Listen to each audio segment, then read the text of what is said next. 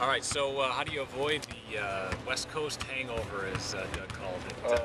You learn your lesson with the Vegas thing? Yeah, we didn't do a pretty good job of that, or a very good job of that, sorry, last time when we came back from the West Coast, but hopefully, the guys have, they understand now, what it takes to come off a West Coast swing and get back into our time zone, and, hopefully our legs will be there on Wednesday night. Are you guys taking steps to be a good defensive team there? I think so. I think our numbers show it from the Coach Mack was talking about it this morning. The 11 games last year compared to the first 11 games this year, some of our numbers have gone down in a way that we wanted them to.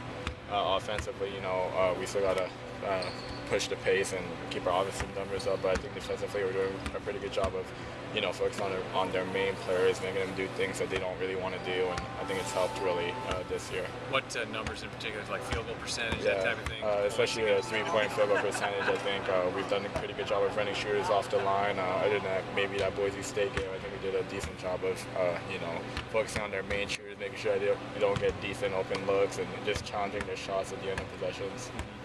Can you talk about a little bit what you've done individually to step up your game? I think we saw in the Nebraska game and then against California how you were kind of the shutdown guy.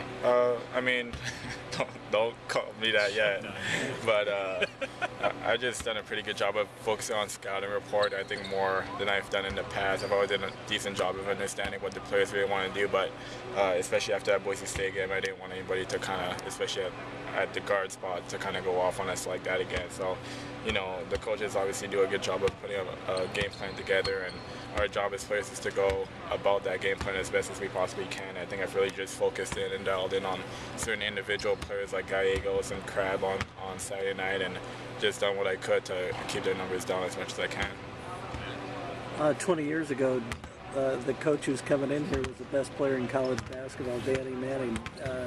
Anything come to know with that name? Yeah, definitely. I think growing up watching college basketball, you hear a bunch of famous names, and he's one of those names that just kind of continuously pops up. And looking back at what he did as a player and what he did as an assistant coach behind Bill Self, obviously tremendous respect for someone like that. And we know that he's going to have his guys ready to come in here and play. And we just got to match the intensity and then some, especially at home. How important to finish this first half, quote unquote, of the season strong with the non-conference going into your break? It's definitely important, especially with value play coming up. We want to be as prepared as we possibly can be before that happens. And Tulsa's going to present a different set of challenges than a Cal or an Akron team did. So we got to really focus in on the task at hand, which is Tulsa right now. And we obviously can't look past them, but heading into value play is really important for us to be playing the best basketball that we can possibly be playing at this point. Hey, we won't talk to you until after Christmas, but growing up, was Christmas a big deal in your household? Oh, it's a huge deal. I had family come in from Brooklyn, some family come in from all the way from Florida and whatnot, and try to make it as much of a family environment as we possibly can. Obviously, with my commitment to basketball now, I can't go back home, but I still get Christmas through the mail, and that's always fun. Did you open presents Christmas Eve or Christmas Day? Christmas Day. I think my dad would not allow us to go Christmas Eve. He was a big stickler about that, but yeah, definitely Christmas Day. So you get up, run down to the tree, start ripping presents?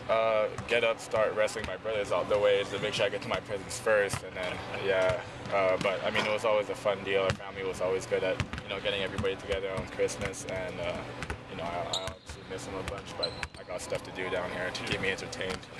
Doug said his favorite present growing up was when he got a jersey of Shaquille O'Neal. Any memory of presents from your Christmases? Favorite present growing up? Definitely when I got the original PlayStation, the PlayStation 1, that was a huge deal with me and my brothers. The first time we got to play with like Kobe, and I think it was NBA Live 2000. Michael Jordan was on the Wizards, and we played a ton of video games, and I think it kind of developed my love for video games now. So definitely that original PlayStation would be my favorite gift growing up. Okay. All right.